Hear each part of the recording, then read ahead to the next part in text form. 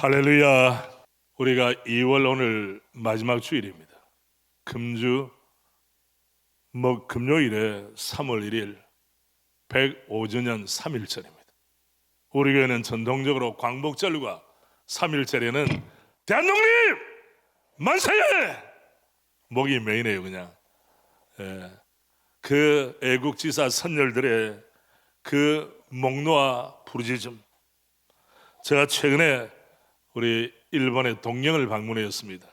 그 가운데 우선순위로 어디를 갔는가 하면 한국 YMCA가 여러분 동경에 가면 한번 찾아보시길 바랍니다. 거기는 1919년 3.1절 3.1 독립운동을 하기 전에 2월 8일에 동경에서 유학하던 600명 이상의 학생들이 그 적진의 심장구에서 대한독립 만세를 외쳐서 28 독립선언이 이제 3.1 운동으로 이어지고 그리고 5.4 운동 여러 가지로 이어졌죠. 전 세계에 영향을 미쳤습니다. 참 젊은이들은 피가 끓고 정의감이 있기 때문에 기성세대는 타협을 하거나 생각이 많지만은 젊은이들은 옳은 길이다 그러면 정말 깃발을 들고 나가는 그 현장에 있어서 함께 기도한 기억이 새롭습니다. 여러분에게 질문합니다. 제가 오늘 말씀 제목을 주의 인자하심을 후대에 전하라. 첫째 질문, 당대 부모의 신앙이 후대 자손들에게 거룩한 대물림이 되기 위하여 어떻게 힘쓰시고 계십니까? 두 번째, 부모인 우리 자신이 자녀 교육에 관심의 최우선 순위와 관심의 1번지는 과연 무엇입니까? 세 번째 질문, 자녀들이 성장할 때 어느 시기가 신앙의 대물림의 최적의 기간, 최적기라 확신합니까? 이 질문에 대해서는 잠언 22장 6절 말씀대로 마땅히 행할 길을 누구에게? 아이에게 가르치라. 그리하면 늙어도 그 길을 그것을 떠나지 아니하리라. 제가 이런 일에 관심이 많은 이유는 우리 한국교회 형편이 심상치 않기 때문입니다. 최근의 통계입니다. 자료 출처는 한국기독교 사회문제연구원에서 제가 싫어하는 단어 중에 하나가 가난 복지, 가난 땅은 좋아하는데 가나안 성도가 있다는 거예요. 가나안을 뒤로 하면 뭡니까? 안 나가. 교회 생활을 하다가 안 나가는 성도들, 교회 출입하지 않는 성도들, 예배를 존중하지 않는 성도들이, 그 청년들이 의외로 있다는 사실입니다. 가나안 청년의 44%는 모태신앙으로 교회 출석 시작했습니다. 28%는 초등학교, 14%는 중고등학교에서 교회 출석을 시작했습니다. 그런데 가나안 청년의 31%가 대학교 때, 42%가 대학교 졸업 이후 교회를 떠납니다. 심각한 문제입니다. 부모님 여러분, 내 아들, 딸을 좋은 대학, 원하는 대학에 집어넣으면 모든 일이 술술 풀린다고 생각하지만은 대학이 그들의 인생을 책임지는 게 아니에요.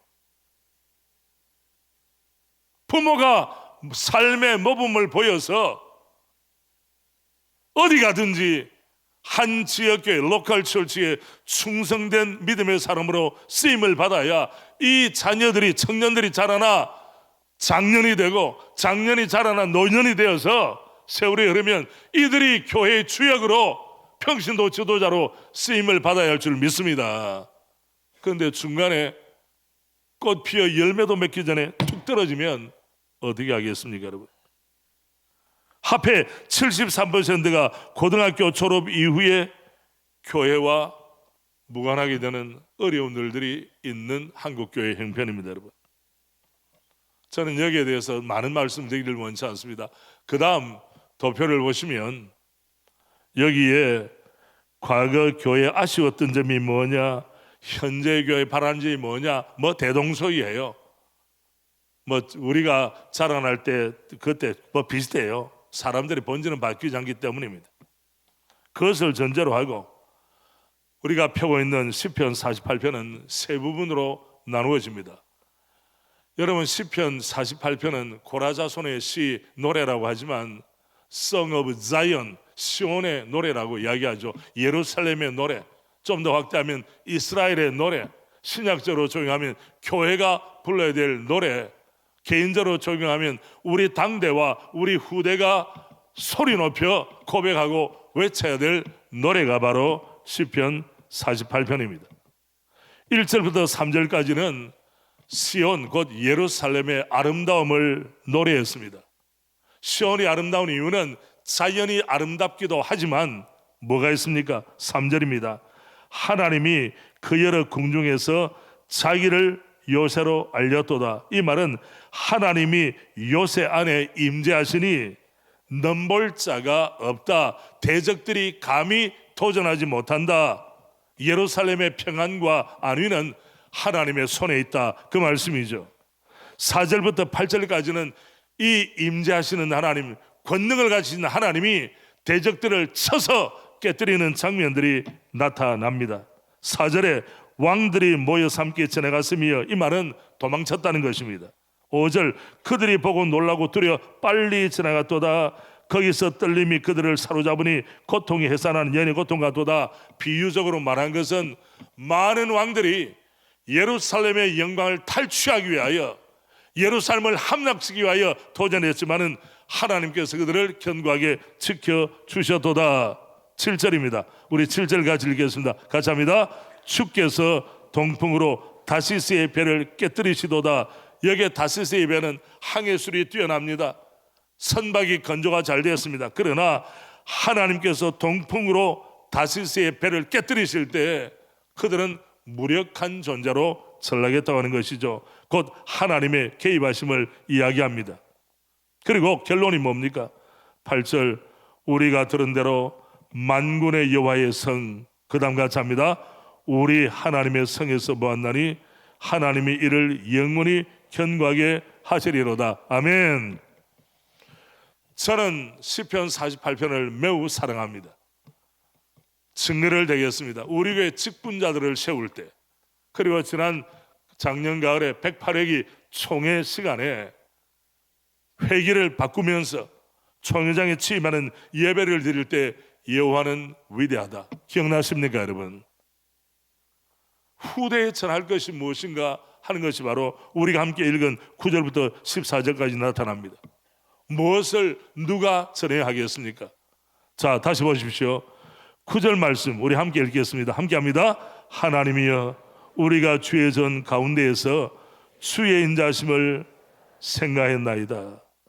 여기에 인자하심을 hesed, unfailing love, 결코 실패하지 않는 영원한 하나님의 사랑, 그 사랑을 meditate, 묵상했다는 거예요. 가슴에 아로새겼다는 겁니다. 이스라엘은 이스라엘 역사 가운데 잊을 수 없는 사건이 엑소더스, 출애굽의 사건과 바벨론 포로되었다가 자유를 얻어 해방을 얻어 고향으로 돌아올 때 춤추며 돌아왔던 그것이 바로 역사에 하나님이 함께 하신 증거라고 생각했습니다. 이스라엘의 잊을 수 없는 감사의 제목이죠. 그렇다면 우리의 대한민국은 어떻습니까? 동일하게 일제의 압박 가운데서 주님은 자유를 주셨습니다. 아멘. 그리고 해방된 지 5년 만에 6.25 남침한국 전쟁, 공산당이 물밀듯이 밀려내려왔을 때 3일 만에 서울이 함락되었습니다. 나머지는 낙동강 전선만 있고 전국이 공산당의 치하에 들어갔습니다. 우리 교단에 있는 신안에 있는 염산교회라고 했습니다. 염산교회는 순교자를 많이 배출한 교회로 소문이 나 있습니다. 그 한 교회에서 몇 명을 순교자로 배출했나? 77명, 77명의 순교자가 났어요. 여러분, 유물론자인, 무신론자인 공산당과 공산주의와 하나님을 섬기는 우리 그리스도인들은 합할 수가 없는 거예요. 얼마 전까지도 같은 마을에 호형호자며 살았던 사람들이 그 주민들에게 목에다가 연자 맷돌을 메어 달리고 하고 어떻게 합니까? 맷돌을 메어 달리기 위해서 바다에 빠뜨리는, 어린 아이도 죽이는 비참한 현장이 있었습니다. 여러분, 얼마나 갈급하게 우리 믿음의 사람들이 주 앞에 기도했습니까? 주님, 우리에게 참된 자유를 주시면, 전쟁이 끝나게 하면 우리는 하나님을 신실하게 섬기겠습니다. 참된 예배자, 주님이 찾으시는 예배자가 되겠습니다. 그렇게 마음의 소원을 냈습니다. 그런데 여러분, 우리는 그들이 외쳤던 이 자유로운 대한민국에서 자유를 호흡하며 살고 있습니다. 그들의 부르짖음의 결과입니다. 우리는 더 주님 앞에 신실한 성도로 주님 앞에 서 있나요? 우리 당대뿐 아니라 우리 자녀 세대에 하나님께서 원하시는 것이 과연 무엇이겠습니까? 제가 본문을 두 가지로 말씀드립니다. 하나는 과거의 은혜를 결코 잊지 말라, 배은망덕하지 말라는 거예요. 은혜를 잊어버리는 사람에게는 미래는 없습니다. 제가 존경하는 우리 여 교수님이 계셨습니다. 한국교회 어른이셨죠. 이분은 지금 천국에 계십니다. 이분이 그가 개인적으로 경험한 해방과 해방 이후에 끔찍한 날들을 이렇게 글을 썼습니다. 회고록을 썼습니다. 꿈에 그리던 해방, 1945년 8월 10월 해방이 되었다. 해방의 감격과 기쁨에 온 마을에 축제가 벌어졌다. 태극기를 들고 사람들마다 기쁨에 넘쳐 학교 마당에 모여 예배를 드리고 기쁨의 잔치를 벌였다. 할렐루야. 그러나 휴전선 너머에 소련군이 진주한 북한 땅은 그렇지를 못했습니다. 해방 후에 찾아온 악몽의 세월과 핍박의 나날들이 있었습니다. 평양에는 어느덧 소련군이 들어오기 시작했다. 북한을 점령해 들어온 소련 공산군은 어느 죄수들의 부대였다고 했다. 이들은 낮이나 밤이나 날강도 짓을 했다. 길거리에서 다니는 사람들을 가로막고 서서 다와이! 다와이의 뜻이 뭡니까? 달라는 거예요. 꺼내놓으라는 거예요. 이거는 소련 말입니다. 라고 말했다. 손목시계든 돈이든 무엇이든 내놓으라는 것이었다. 심지어는 마담 다와이, 즉 여자를 달라고까지 했다. 이 소련군은 백성에게 무선 폭군이 되었다. 사람들을 제일 괴롭힌 것은 밤마다 집집으로 몰려다니며 마담 다와이라며 덤벼드는 것이었다. 완전히 무정부 상태라 어디에 호소할 곳도 없었다. 온 국민이 떨기만 할 뿐이었다. 나도 여러 번 당할 뻔했다. 번번이 붙들릴 때마다 하나님의 은혜로 피할 길을 주셨다. 어느 날 밤에 우리 집 마당에 몇몇 군인이 들어오는 소리가 들렸다. 칠급하고 뒤쪽 창문으로 맨발로 뛰어내려 옆집으로 도망을 치기도 했고, 때로는 땔감이었던 소나무난 사이에 숨기도 하면서 위험을 면했다. 얼마나 떨렸는지 모른다. 지금도 그때 일을 생각하면 가슴을 쓸어내린다. 수십 년이 지나도 악몽 같은 이 가슴에 맺힌 아픔, 두려움이 살아있다는 거예요. 이런 면에서 오늘 우리는 자유대한민국에서 예배자로 살지만 휴전선 너머에 있는 북한에는 정치적 자유와 신앙의 자유와 경제적 자유와 사회적 자유와 언론, 출판, 결사의 자유를 박탈당한 채 짐승처럼 되어왔고 살고 있습니다. 여러분, 우리 교회도 오셨죠? 탈북동 모가운데서 국회의원이 된 지성호 국회의원 와서 목발 투혼 아십니까 여러분? 왜 목발 짓게 되었나요? 먹을 것이 없어서 기차 위에 실려가는 석탄을 꺼내려고 갔다가 떨어져서 다리가 잘렸어요. 그래서 평생 목발을 짚게 되었습니다. 그 사연을 들어보면 눈물 없이는 들을 수 없는 사연이 있습니다. 그렇습니다. 이스라엘 백성들이 애굽에서 자유하고 바벨론으로부터의 자유를 얻었듯이 우리 대한민국 현대사회 일제의 압박으로부터의 자유를 주님이 허락해 주셨습니다. 공산당의 침략 가운데서도 하나님께서 여러분과 저를, 우리의 대한민국을 지켜주신 줄로 믿습니다. 이스라엘 백성들은 포로된 가운데 자유롭고 나서 이렇게 노래했습니다. 시편 126편 1절부터 3절 보면, 여호와께서 시온의 포로를 돌려보내실 때 우리는 어떤 것 같아도다? 꿈꾸는 것 같아도다. 그때 우리 입에는 웃음이 가득하고 우리 혀에는 찬양이 차서도다. 그때 문나라 가운데서 말하기를 여호와께서 그들을 위하여 큰 일을 행하셨다 하였도다. 3절 같이 합니다. 여호와께서 우리를 위하여 큰 일을 행하셨으니 우리는 기쁘도다. 이것이 주님께 올려드릴 참된 예배의 모습이었어요. 하나님 감사합니다. 하나님을 찬양합니다.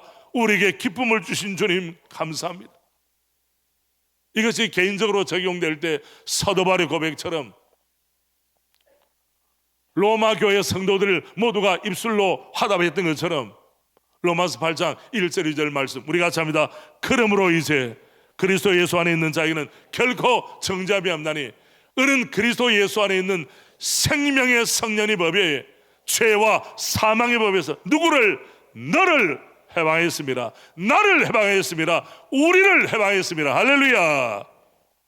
죄와 사망의 법에서 자유를 얻은 사람들은 세상이 탈취해갈 수 없는 견고한 고백을 가지고 주님을 찬송하는 거예요.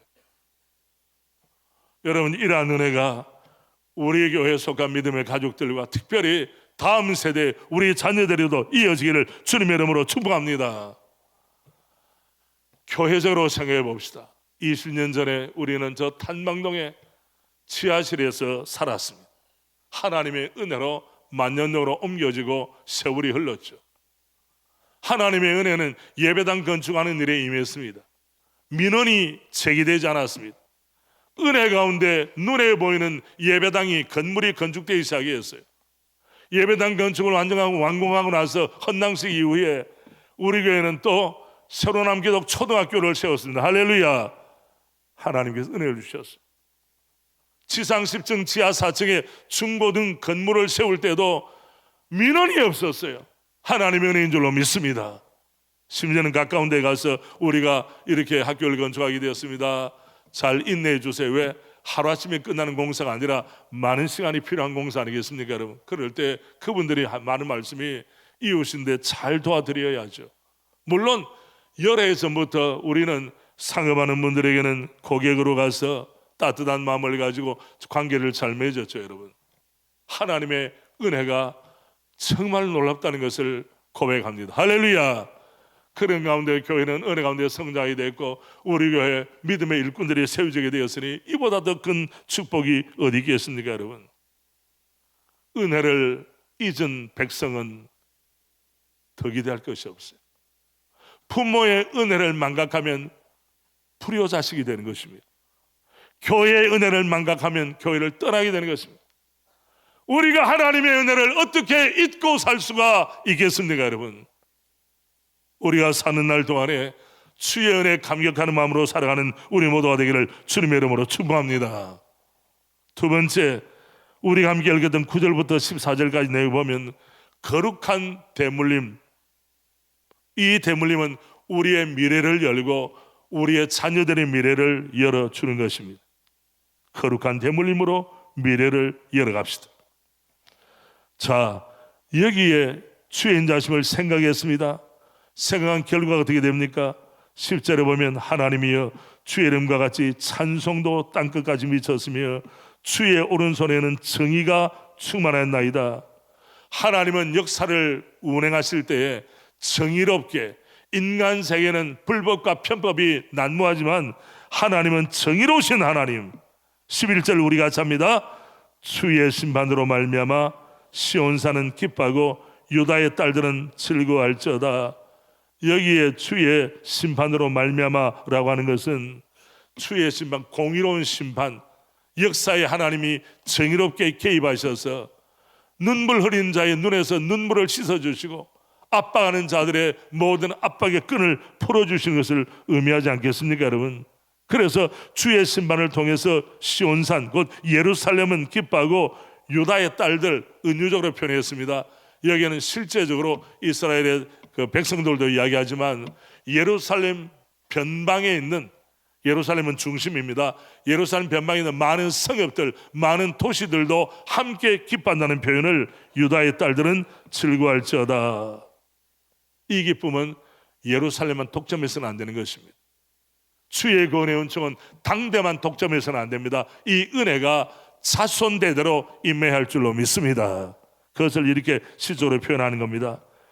이런 은혜 받은 사람들 해야 될 일이 무엇입니까? 12절, 너희는 시온을 돌면서, 이 말은 순행하면서 그것을 둘러보고 그 망대들을 어디 가라? 세어보라. 예루살렘 구석구석 하나님의 은혜가 미치지 않는 부분이 과연 있는가? 조금 전에 우리가 찬송할 때 은혜로다, 우연한 것은 하나도 없다고 고백하는 그 마음이죠. 너희는 시온을 돌면서 그곳을 둘러보고 그 망대들을 세어보라. 여기 디테일입니다. 디테일. 여러분, 구체적으로 세밀하게라는 말이에요. 제가 주보를 볼 때에 가문사의 제목 가운데 또 펼치지 마세요. 제가 대신해 드리겠습니다. 여러분, 범사에 감사하는 분들이 우리 교회에 많이 계시죠. 그러나 제목을 낸 분들도 많이 계십니다. 자녀 대학 입학을 감사합니다. 한두 사람이 아니에요. 특별 새벽기도 인도해 주심 감사합니다. 만남의 복을 주심을 감사합니다. 다음에 행복한 주일 아침을 주심을 감사합니다. 와우, 행복한 무슨 날 아침? 주일 아침을. 이분의 예배는 주님이 얼마나 기뻐하실까요? 주일이 됐구나. 어떤 분들은 시험에 들어요. 오늘 날씨도 구준데 1분 예배 나오니까 진눈깨비가 내리더라고요. 그런데 이분은, 이 성도는 행복한 주일 아침을 주심에 감사. 날마다 새로운 주일이에요. 날마다 새로운 주일. 다음에 한 주간 업무 가운데 지혜를 주심을 감사. 친구 결혼식 축사를 잘 마치게 하신 감사. 의리가 있어요. 친구 결혼하는 거 축사를 했는데 그 친구를 축복하지 않겠습니까? 이런 친구 만나는 복을 받기를 바랍니다. 친구 잘못 만나서 잘못되는 경우도 많죠. 자녀 군 자대 배치 인도해 주심을 감사합니다. 다음에 장례식에 대해서 또 37년 직장 생활을 주님 은혜 가운데 마무리하게 됨을 감사합니다. 아멘. 여러분, 직장 생활에 은혜가 있기를 바랍니다. 아멘. 직장이 나를 필요로 한다면 내가 직장 생활에 충성을 하고 저 사람 때문에 우리 직장이, 우리 사무실이 복을 받았다, 이런 물적 증거가 있어야 되지 않겠습니까? 여러분, 그의 성벽을 자세히 보고 그의 궁전을 살펴서 후대에 전하라. 우리 함께 합니다. 후대에 전하라. 당대가 받은 은혜만큼 후대에 전할 수 있습니다. 부모가 간증이 풍성한 만큼 자녀들이 복을 받을 수 있습니다. 후대에 전하라. 그리고 결론이 무엇입니까? 14절입니다. 14절, 우리 한마음 한뜻으로 합니다. 이 하나님은 영원히 우리 하나님이시니 그가 우리를 죽을 때까지 인도하시리로다. 자, 제가 이 하나님, 영원히 우리 하나님이 당대가 아니라 자녀들을 생각해야 합니다. 이 하나님은 영원히 우리 자손들의 하나님이시니 그가 우리 자녀들을, 우리 후손들을 어느 때까지? 죽을 때까지, 평생 동안 인도하시리로다. 이러한 확실한 고백을 우리 부모님 세대에서 할 수 있다면 우리 자녀들이 얼마나 복된 자녀들이 되겠습니까? 그러면 어떻게 후대에 전합니까? 유대인들은 신앙을 전수할 때 율법에 귀를 기울이라 율법을 전수했습니다. 뿐만 아닙니다. 절기를 지키는 것을 전수했습니다. 3대 절기, 안식일을 비롯해서. 그뿐 아닙니다. 기념비를 전수했는데 요단강 도하작전 가운데 제사장들이 섰던 자리에서 돌을 취하라고 주님 말씀하셨어요. 그 돌을 가지고 밖으로 육지에 나와서 그 돌을 쌓아 놓았습니다. 그래서 후손들이 이 마뉴먼트 뜻이 무엇이냐, 기념물의 뜻이 무엇이냐 그러면 여호와 하나님께서 우리를 여기까지 에베네셀의 은혜로 인도하셨다, 그걸 말해주라는 거예요. 이것이 바로 유대 사람들이 후손들에게 신앙을 계승하는 방법이었습니다. 또 땅 이름도 있습니다. 예를 들면 야곱이 부모의 집을 떠나서 하란으로 삼촌 댁을 향해 갈 때 광야에 하루를 머물게 되었습니다. 돌베개를 하고 잠을 잤는데 주님이 꿈속에 나타나셔서 내가 너를 떠나지 아니할 것이다. 할렐루야.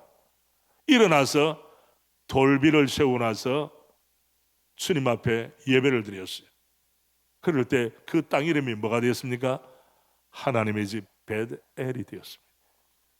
이 베델의 이름이라고 하는 것은 계속 이름이 차손되도록 이루어지는 것입니다. 부모님 여러분의 자녀 사랑은 자녀들의 이름을 짓는 것으로 표현이 될 줄 압니다. 그 이름 속에 부모의 소망이 담겨 있어요. 자녀들이 잘 되기를 원하는 축복에 담겨 있어요. 요셉은 이렇게 이야기했습니다. 내가 여기에서 죽지만 하나님은 우리 백성들에게 자유를 주셔서 약속의 땅으로 가게 하실 때에 내 유해를, 내 시신을 이곳에 놔두지 말고 아마 미라로 만들어 놨겠죠. 어디 가느냐? 데리고 가지고 나가라. 모세가 나중에 어떻게 했습니까? 출애굽할 때 누구의 해골을 가지고 나갔다고요? 요셉의 해골을 가지고 나간 거예요. 유언을 한 거예요. 여러분 가정에 자주 부르는 찬송은 그 무슨 찬송입니까? 여러분 가정에서 애송하는 성경 구절과 내용은 무엇입니까? 우리 자녀들이 알 수가 있나요? 그럼 우리는 어떻게 됩니까? 첫째, 공적 예배를 존중해야 됩니다. 부모의 모습을 보면서 자녀 자랄 때 예배 드리는 부모의 모습이 모범으로 제시되기를 주님의 이름으로 축복합니다. 두 번째, 가정 예배 활성화입니다. 신학교에 가서 신학을 하는 것이 아니라 부모의 무릎 위에서 아이들은 신앙과 신학을 배우는 것입니다. 내 부모님이 사랑하고 우리 할아버지 할머니가 삶을 통하여 내게 전수해 준 하나님의 말씀과 하나님에 대한 경외함, 신앙이 자손들에게 대물림이 되는 것입니다. 아멘입니까 여러분? 세 번째는 특별한 행사에 참여하게 하는 겁니다. 지난 2024년 새해 맞을 때에 새일에 특별 새벽기도에, 줄여 특새에 우리 교회 어떤 분들은 본인이 나오지 않는 분들도 계세요. 그런데 어떤 집사님 가정은 집사님 아빠 엄마뿐 아니라 자녀들이 함께 21일을 깨웠습니다. 할렐루야. 교회에서 마련해주는 프로그램에 마음을 열고 적극적으로 참여하면 거기에 임한 은혜가 함께 공유될 줄로 믿습니다. 또 아이들이 수련회를 한다고 그럴 때 적극적으로 지원해서 학원 가라고 압박하지 말고 그 며칠 동안 학원 안 가도 하나님은 인도하세요 여러분. 그러니 지혜롭게 조절해서 우리 중등부, 우리 고등부, 우리 영아부, 유아부, 유치부, 유년부, 소년부, 초등부, 소년부까지 이 아이들을 성경 캠프 할 때 애들을 기도해주고 보내면 얼마나 좋겠어요 여러분. 특별한 프로그램은 하나님이 예비하신 특별한 은혜가 임할 줄로 믿습니다. 우리가 작년에 한가족 수련회를 경주에서 호텔 전체를 통째로 빌려서 했죠. 아멘. 그때 얼마나 좋았습니까? 특별한 행사에는 특별하게 참여시키는 거예요. 마지막으로는 조금 전에 말씀드렸듯이 유언적 메시지가 필요합니다. 우리 부모님은 평소에 어떤 교훈을 베풀었는가? 믿음의 가족 여러분, 주의 인자하심을 당대뿐 아니라 어디에 전하라? 후대에 전하라. 아멘입니까? 우리 14절 우리 한 번 더 고백합니다. 같이 합니다. 이 하나님은 영원히 우리 하나님이시니 그가 우리를 죽을 때까지 인도하시리로다. 아멘. 찬송가 35장을 펴보시면 큰 영화로신 주 이곳에 오소서 이 모인 자들로 주 백성 삼으사 3절입니다. 또 우리 자손들 다 주를 기리고 주님을 높이고 예배하고 저 무엇같이 성전돌같이 성전 세울 때에 하나하나 요긴하게 쓰임을 받았던 돌처럼 또 예루살렘 성전의 앞에도 두 기둥 야긴과 보아스처럼 저 성전돌같이 기나게 하소서. 주 구원하신 능력을 늘 끝날까지 주소서. 아멘입니까 여러분? 이 마음을 가지고 3절 우리 같이 찬양드립니다.